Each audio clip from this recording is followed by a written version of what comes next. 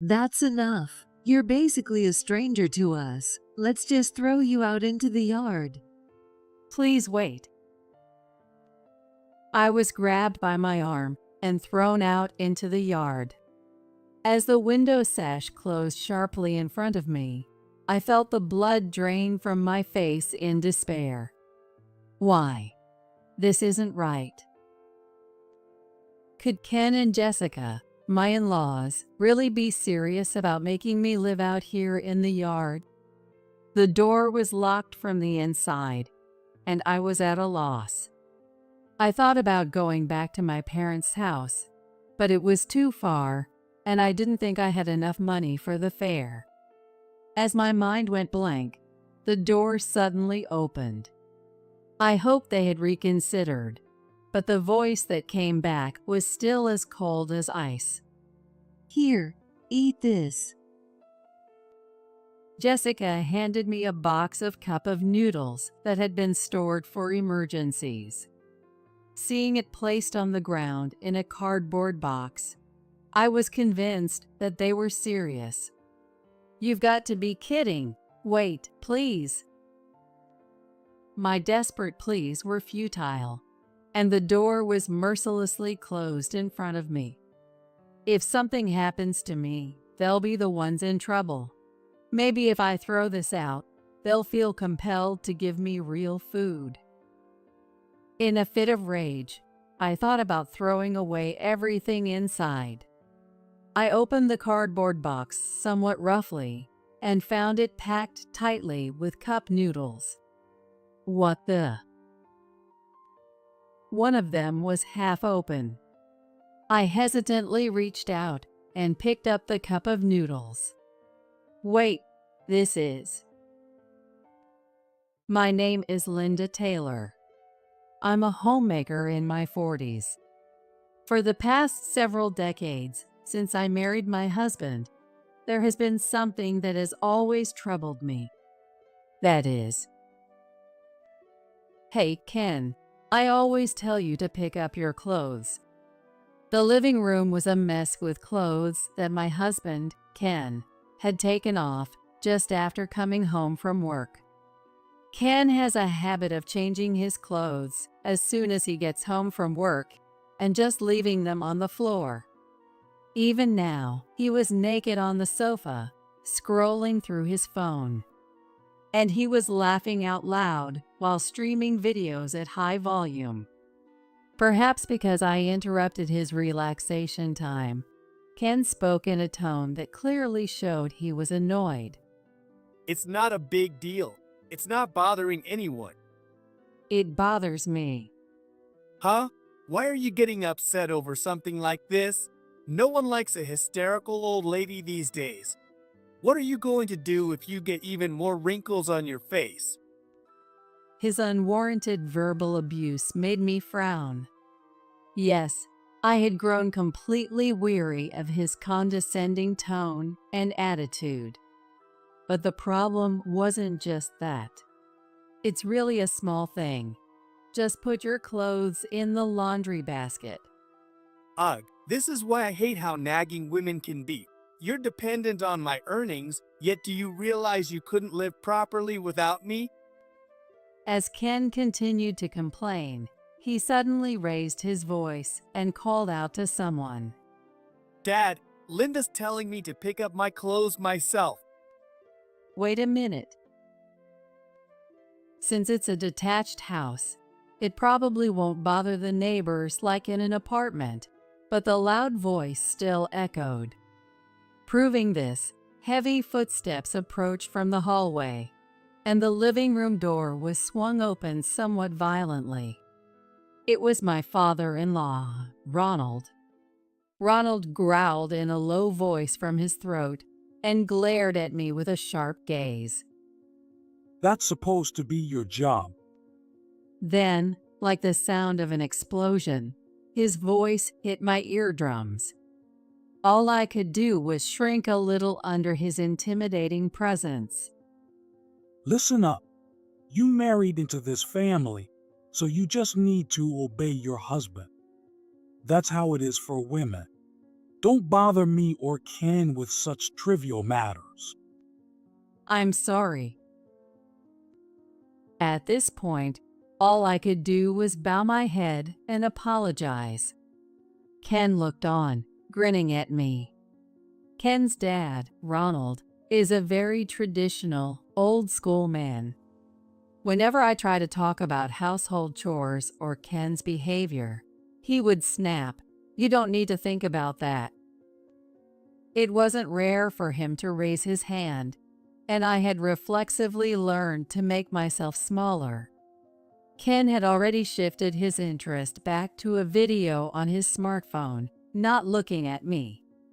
I felt gloomy, thinking I had to wait quietly until Ronald's anger subsided, when I was suddenly called upon by another person. Hey, Linda, didn't I tell you not to use ham in the cooking? It was Jessica, my mother-in-law, speaking from the kitchen where I had just finished preparing dinner. It contains sodium metabisulfite, you know? It's not good for your health. And get rid of that strange device Ken brought home quickly. It emits electromagnetic waves that shrink our brain. A famous author said so. Jessica wasn't like Ken, who twisted logic, nor was she like Ronald, who yelled. However, she was certainly not on my side. Even now, she sighed while holding special aluminum foil that supposedly blocks electromagnetic waves reaching the brain. Jessica had fallen for what they call conspiracy theories. I'm sorry, Jessica, but we need to get our protein. There you go again. Where is the fish from? Did you check the source? And the additives too. Jessica was overly sensitive to the effects of electromagnetic waves and harmful food additives. Because of this, cooking took much more effort than usual. Jessica would check every ingredient on food labels and restrict their use in cooking. Thus, the meals at the Taylor house could hardly be considered healthy. As I felt hopeless about the wasted ingredients, Jessica seemed to remember something. By the way, you said before, didn't you, Linda? Ken is always eating out. You must be jealous, right?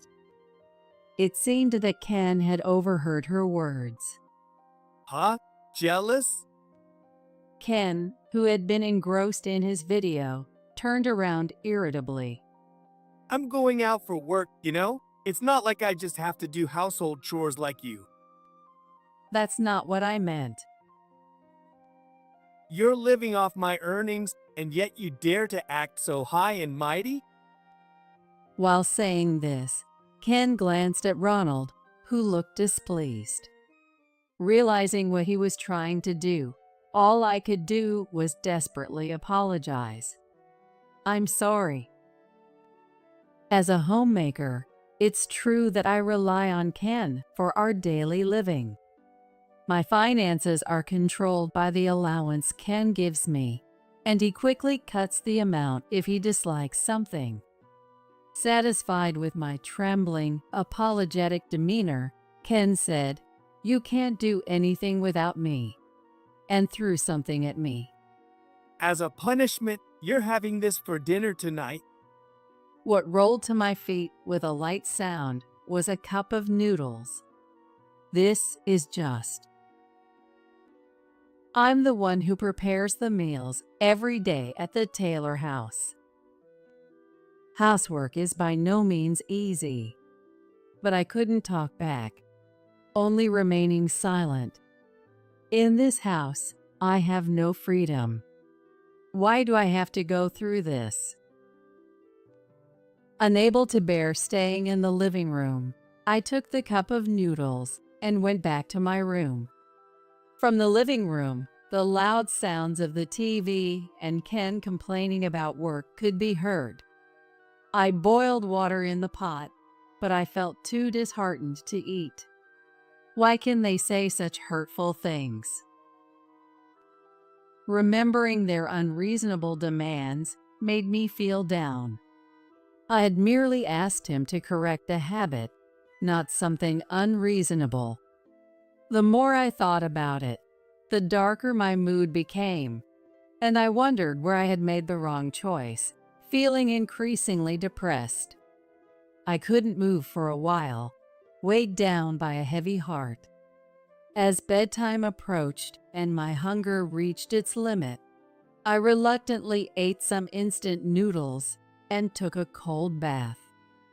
I had to get out quickly before I got too cold, because if I caught a cold, I would have to ask Ken for money and permission to go to the doctor. Once everyone was asleep, I tiptoed back to my room without making a sound and secretly took out my diary from the drawer. This diary is a record of daily events, intended to one day expose the way I've been treated. When Ken and I first started dating, he wasn't like this. He used to cherish our anniversaries and birthdays, and I never saw him use a rough tone. I married him believing he was a kind person, but the reality was completely different. In this house, I somehow feel treated like something tainted. Much of this can be attributed to Jessica's inclination towards conspiracy theories. Being unfamiliar with such theories, I have been shunned for supposedly leading a lifestyle that Jessica despises, fearing it might negatively affect her son.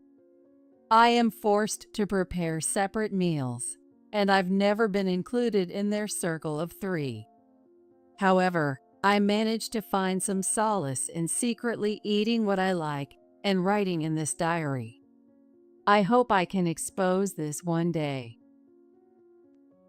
I've thought about asking for help more than once, but the fear of causing harm to my parents back home prevents me from taking any action.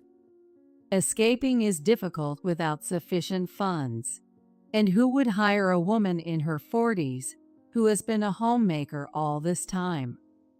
At times like this, Ken's words, "You can't live without me," really hit home, and I felt so powerless that I was on the verge of tears. In the end, unable to find a solution, I could only curl up and sleep in my bed. The next day was eventful. The area outside my room was unusually noisy, and just as I wondered what had happened, Ronald hurriedly opened my door.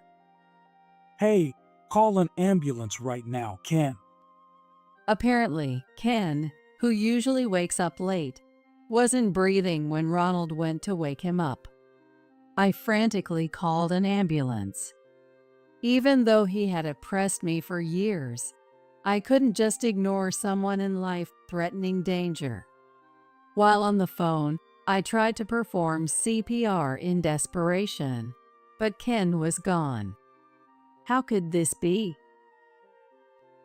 He seemed fine just the day before, so why did his health suddenly decline? Overwhelmed by the sudden event, I was devastated and couldn't even begin to prepare for the funeral after returning from the hospital. The Taylor house was filled with a somber atmosphere, unlike usual. Come to think of it, he did seem unwell recently. Is that so? Ronald murmured. Understandably, he had no energy left to yell at me now that his son had passed. I had no idea that Ken had been feeling unwell. Our only time together was during meals in separate rooms, and he was at work while I did housework during the day, so we barely saw each other. Yet, I couldn't help but think if I had noticed something amiss. Regardless of the deep rift between us, the fact that my husband was gone remained. Forgetting my usual demeanor, I leaned forward impulsively. Then why didn't he go to the hospital? If he was that ill, there must have been some signs, right? I told him not to go, and to stop taking over-the-counter meds too. After all, you never know what you might be ingesting. Jessica said in a matter-of-fact tone. It seemed that despite knowing about Ken's ill health, her belief in conspiracy theories was too strong to abandon. Struck by such a ridiculous reason, I was overwhelmed by an immense sense of helplessness. Dumbfounded, I didn't know what to say, whether to Ken, who believed Jessica's words, or to Jessica herself, who never doubted her baseless conspiracies. Is that so? People tend to laugh when faced with overwhelmingly hopeless situations. I couldn't help but shiver slightly. However, that was probably not the best reaction. What's that reaction for? A voice so low it seemed to resonate from the depths shook my eardrums. I startled and looked up. Oh, this isn't. What do you mean it's not? You just laughed, didn't you? Are you the kind of person who laughs at her husband's misfortune? I'm sorry. I didn't mean it like that. I was just thinking about Ken. I had completely done the unnecessary. Perhaps my emotions weren't functioning properly in the face of sudden misfortune. But it was too late to take it back, and Jessica's cold voice pierced through me. No excuses. You laughed. That's a fact. Don't tell me you poisoned him. No, I didn't do anything like that. I shook my head frantically, on the verge of tears. Indeed, there was every reason to suspect me since I had been treated harshly by Ken. Although most of the meals were dictated by Jessica, I was the one who prepared their food. That's enough. Without Ken, you're nothing more than a stranger. Let's just throw you out in the yard. Exactly. Don't think you can ever come back inside. Please wait. Ronald grabbed my arm, and I was literally thrown out into the yard. The window sash snapped shut in front of me, and I felt the color drain from my face in despair. Why? This isn't right. Living in the yard was no joke. The door was locked from the inside, and I panicked, wondering if they were serious. How could I expose them if I couldn't even retrieve my diary? I thought about going back to my parents' house, but it was a considerable distance from here. I doubted I had enough money for transportation. As my mind went blank, wondering what to do, the door suddenly opened. Jessica? Throwing me out into the yard wouldn't look good to the neighbors either. Hoping she had reconsidered, I asked expectantly, but the voice that returned was still as cold as ice. Don't call me so casually. After all, it would be troublesome for us if something happened. Here, eat this. It's full of additives, though. And what was handed to me was a box of instant noodles that had been stored for emergencies. Seeing it placed on the ground in a cardboard box, I was convinced that they were serious. You must be kidding. Please wait. After all, there was no way to boil water or a kitchen in the yard, so eating properly was out of the question. But my desperate pleas were in vain, and the door was mercilessly closed in front of me. I stood there dumbfounded for a moment. But as time passed, I began to feel anger boiling up from within. I can't stand this anymore. What had I done to deserve this? It was true that laughing was my mistake. But they won't listen to a word I say. They don't even try to hear me out. They have never been. There was no freedom for me here. Anything they didn't want was simply eliminated. Talking was useless with someone who had no intention of listening. If something happens to me, they'll be in trouble. Maybe if I throw this out, they might be inclined to give me proper food. In frustration, I thought about throwing out all the contents of the instant noodles. It seemed wasteful, but continuing to live on instant noodles was out of the question. As I opened the cardboard box somewhat roughly, I found the packed noodles. Wait, this one's open. There was just one, the lid halfway open. I clenched my fist, a bad feeling gripping me.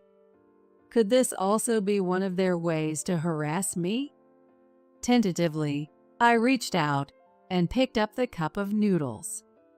As I fully opened the half-open lid, instead of the dried noodles and toppings, there was a small black device and a piece of notepaper inside. What is this?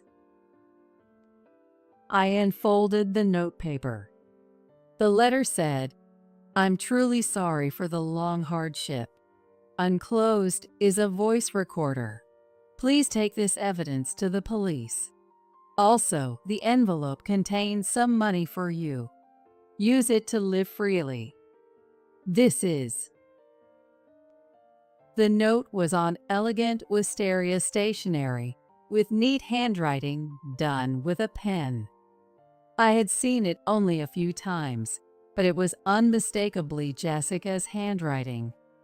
Inside the envelope were 5 $100 bills, and similarly, envelopes, each containing $500, were stuffed into the small gaps of the cup noodles packed in the cardboard box. Additionally, some contained accusations detailing the domestic behaviors of Ronald and Ken. Before I knew it, I felt as if I had been pushed from behind, and I found myself running to the nearby police station. "Please help me." Breathing heavily and barefoot, the officers immediately responded to my appearance. As they read the accusation and listened to my story, their expressions darkened rapidly. I explained how I had been thrown out into the yard and was unable to enter the house or go back to my parents' home. Considering these factors, they judged it to be an urgent issue. The officer, with a serious look, patted my shoulder reassuringly. "This is terrible. Linda, you've done well.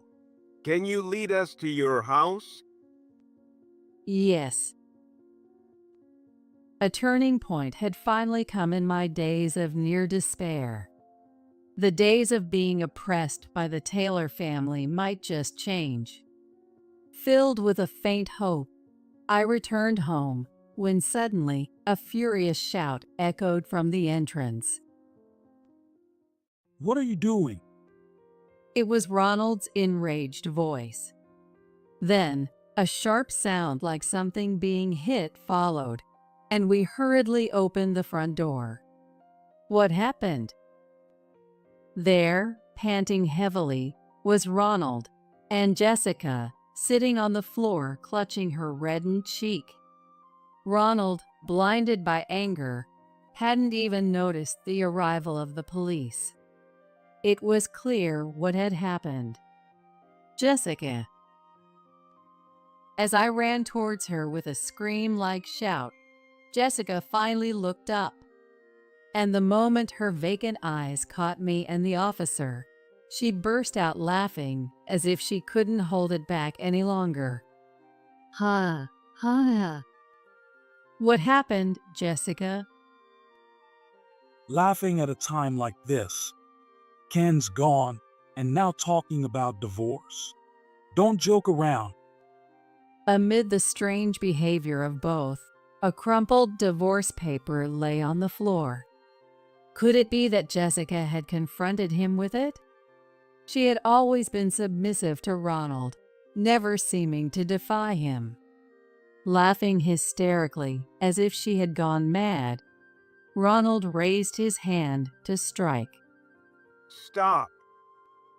but a quick-moving officer restrained him by locking his arms. Only then did Ronald seem to realize that the police were present. As his complexion turned pale, Jessica started laughing again. Ha ha. What really happened, Jessica? Her increasingly unusual demeanor left us all frozen, unable to move. I tentatively called out, trying to gauge the situation.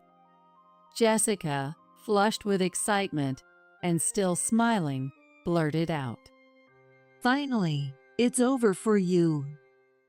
What do you mean? Ronald, receiving an empty stare, squeezed out a voice as if shaken. Not giving Ronald a moment to compose himself, Jessica continued. Right now, you can't move, can you? You want to hit me, but you can't, right? Do you know why? Because that officer over there has more power than you. Linda and I have felt the same way you feel now for a long time. What?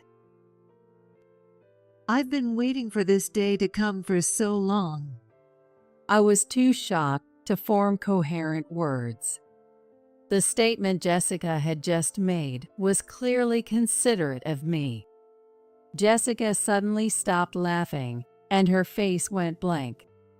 You always do this. If something displeases you, you raise your hand immediately, and you're not satisfied unless others behave exactly as you want.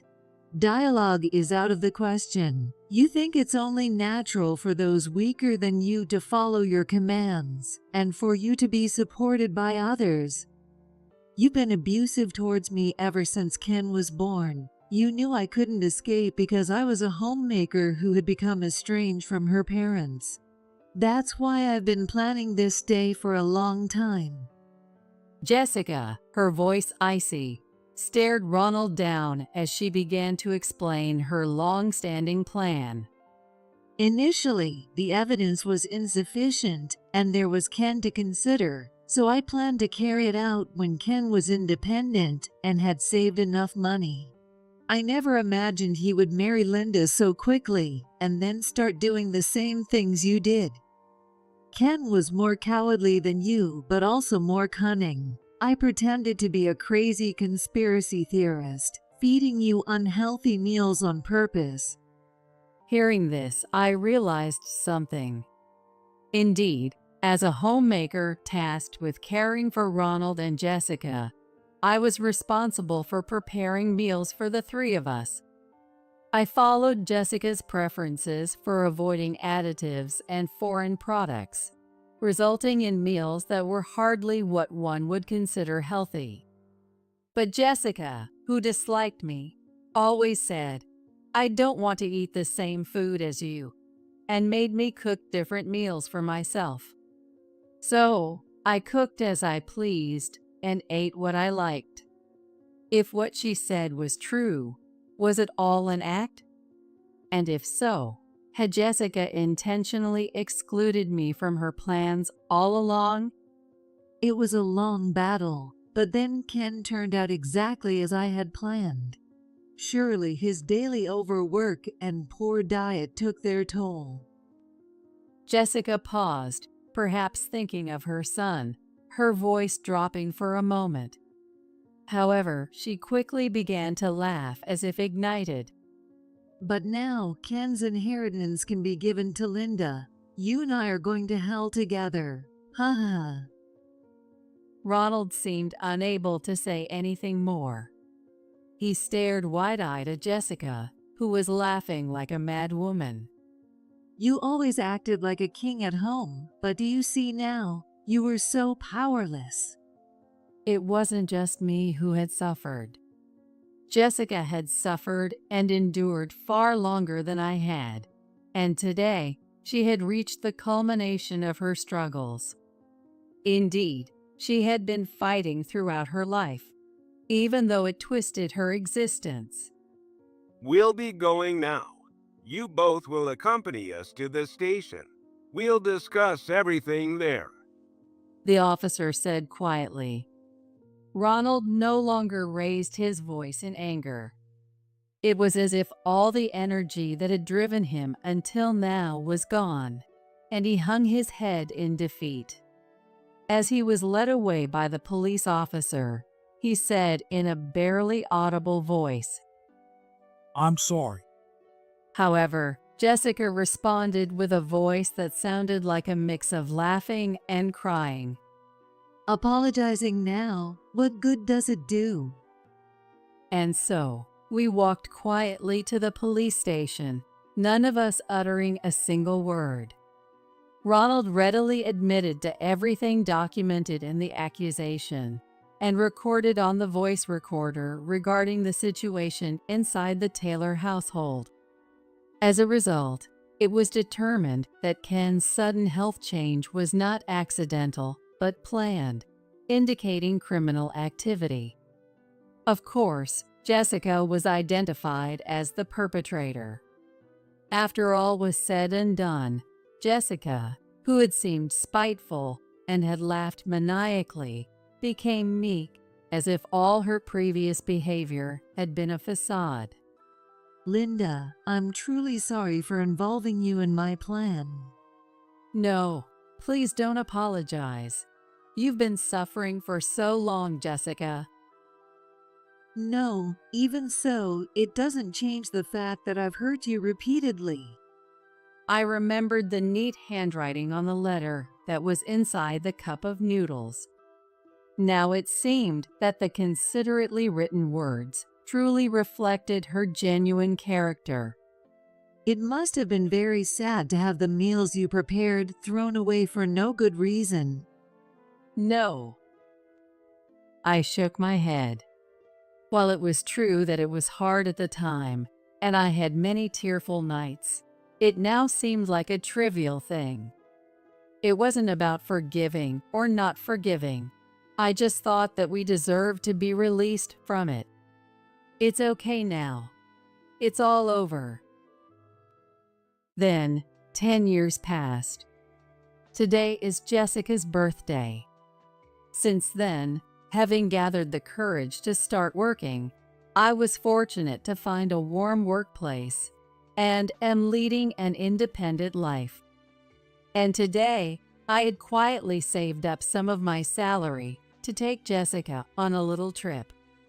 Look, Jessica, the wisteria flowers are beautiful. After the events at the Taylor household settled down, Jessica had fallen ill. Pushing her wheelchair, which had become essential for her mobility, we walked under an arch bursting with magnificent wisteria blossoms. Yes, they are beautiful. Jessica seemed to be enjoying this thoughtful trip. After all that had happened with the Taylor family, I had decided to support Jessica. Now, she is an important part of my family. We care for each other, share words, and sometimes enjoy moments of interaction like this. Jessica, I have a special birthday cake prepared. Let's eat it together when we get back to the hotel. Thank you. I'm looking forward to it. We chatted as we slowly walked under the wisteria flowers, visiting nearby boutiques and tourist shops. Jessica seemed to be enjoying the trip, so it was safe to say it was a great success. We have our freedom now, and we do what we want, following our hearts. While hoping days like these would continue, I began to hum, "Happy birthday to you,"